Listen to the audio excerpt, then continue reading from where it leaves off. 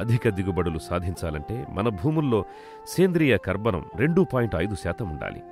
కర్బనం, నత్రజని 10:1 నిష్పత్తిలో ఉండాలి. కానీ మన దేశంలో భూములు రసాయనిక ఎరువుల వల్ల నిస్సారంగా మారిపోయాయి. సేంద్రియ కర్బనం 0.07% మాత్రమే ఉంది.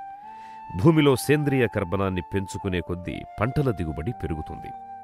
దీన్ని 1% పెంచితే ఎకరానికి 100 టన్నుల చెరకు దిగుబడి సాధించవచ్చు. సేంద్రియ కర్బనం హ్యూమస్ అంటే జీవన ద్రవ్యం ద్వారా నేలకందుతుంది. జీవన ద్రవ్యమే భూమికి సారం, దిగుబడి శక్తి, ఉత్పాదక శక్తి. ఆకులు, గడ్డీగాదం వంటి పంటల అవశేషాలను భూమిలో కలిపి కొళ్ళిపోయేలా చేస్తే జీవన ద్రవ్యం పెరుగుతుంది. చెరకు ఆకులను తగులబెట్టవద్దు.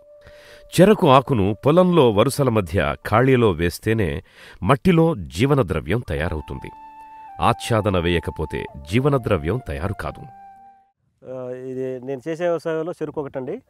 ఇది రెండు క్రాప్ అయిపోయిందండి. మొదట పిల్లక మొక్క తోట వేసాము, తర్వాత కార్సీ తీసాము. ఇప్పుడు దీన్ని మూడో పంటకు ఉంచామండి. ఇది మూడో పంటకు ఉంచితే మామూలు కెమికల్ వ్యవసాయం చేసేవాళ్ళు చెరుకాకుని మొత్తం తగలబెట్టేస్తారండి. చెరుకాకుని తగలబెట్టినప్పుడు భూమిలో ఇప్పుడు చెరుకు ఇలా మల్చింగ్ ఉండటం వల్ల దీంట్లో మన ఆవు పేడతో జీవామృతం ఎప్పుడైతే పోసినామో దీంట్లోకి భూమి మీద ఎన్ని రకాల జీవులు పైన అయితే ఉన్నాయో భూమి లోపల కూడా అన్ని రకాల సూక్ష్మజీవులు ఉన్నాయండి. ఉన్న సూక్ష్మజీవులు అన్నీ కూడా ప్రతి ఒక్కటి ఆహారం తీసుకుంటాయి. ఆహారం తీసుకున్న ప్రతి ఒక్కటి ఎరువు వేస్తాయి.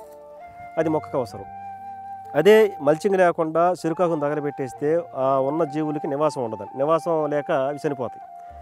ఈ మల్చింగ్ ఉండటం వల్ల కలుపు రాదు, ప్లస్ నీరు ఆవిరి అనేది తక్కువ. ఇప్పుడు వాప్సా పాలేకర సిస్టంలో వాప్సా కావాలి. వాప్సా ఏర్పాలంటే ఇట్లా మల్చింగ్ ఉండాలి. మల్చింగ్ ఉండాలా 8 అడుగుల దూరంలో వేసిన చెరుకుకి 4 అడుగుల దూరంలో నీళ్ళు పెడుతున్నామండి. అప్పుడు నీరు వచ్చినప్పుడే భూమిలోకి ఇంకిపోతుంది. నీరు అద్దరు వచ్చినప్పుడు వాప్సా ఏర్పడి కింద నుంచి పోషకాలతోటి నీటి ఆవిరి పైకి వస్తుందండి. దీంట్లో అందుకని పాలేకర సిస్టంలో మల్చింగ్ నెంబర్ 1. మల్చింగ్ ఉంటేనే పైరు పాలేకర సిస్టంలో 100% సక్సెస్ఫుల్ వస్తుంది. దాని కింద వానపాములకు కానీ హ్యూమస్ ఏర్పడడానికి కానీ ఒక నిర్దిష్టమైన వాతావరణం అక్కడ ఏర్పడుతుంది. సూక్ష్మ వాతావరణం ఏర్పడినప్పుడే వానపాములు కూడా దాని కిందనే ఉంటే ఆ నివాసం ఉండటం వల్ల ఈ కిందకి పైకి తిరుక్కుంటా భూమిని రంధ్రాలు చేసుకుంటా పైకి వచ్చినప్పుడు ప్రతి ఒక్క వానపాము ఎరువు పైకి వస్తుంటుంది. కిందకి పైకి తిరగడం వల్ల భూమి జల్లలాగా మారుతుంది. హ్యూమస్ ఉంటేనే ఇది ఒకసారి నుంచి ఒకసారికి రవాణా చేసేది కాదు, బ్యాగుల్లో తీసుకొచ్చి చేసేది కాదు, డైరెక్ట్గా భూమి మీద ఏర్పడేది. ఆ హ్యూమస్ నిర్మాణం జరగాలి అంటే మల్చింగ్ కంపల్సరీగా ఉండాల్సిందే.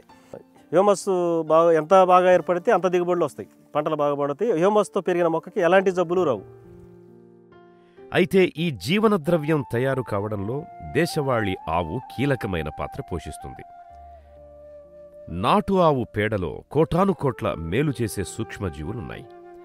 ఎకరానికి నెలకు 10 కిలోల దేశీ ఆవు పేడతో జీవామృతం తయారు చేసి వాడితే చాలు. పంటల అవశేషాల ద్వారా నేలకు కర్బనం ఎక్కువగా అందుతుంది. గాలిలో 78.6% ఉన్న నత్రజనిని గ్రహించి 36 రకాల సూక్ష్మజీవులను నేలకందిస్తాయి. అలాగే అపరాల పంట వేళ్లల్లో ఉండే సూక్ష్మజీవులు కూడా జీవనద్రవ్యం తయారీకి ఉపయోగపడతాయి. అందువల్ల చెరకు పొలంలో వరుసల మధ్య ఆకులు, కొమ్మ, రెమ్మలు, గడ్డి గాదాన్ని ఆచ్ఛాదనగా వేయడంతో పాటు పప్పుధాన్యాలను అంతర పంటలుగా తప్పకుండా వేసుకోవాలి. అప్పుడే పంట దిగుబడినందించే జీవనద్రవ్యం తయారవుతుంది. చెట్లకు కావలసిన పోషకాల్లో 98.5% వాతావరణం నుంచి అందుతాయి. మిగతా 1.5% ఖనిజాల రూపంలో మట్టి నుంచి మొక్కకు అందుతున్నాయి. పంచభూతాలు, సూక్ష్మజీవులు, దేశీ ఆవు పేడ ఉంటే చాలు. మార్కెట్లో వేటిని కొనకుండానే నిశ్చితంగా ప్రకృతి వ్యవసాయం చేయవచ్చు.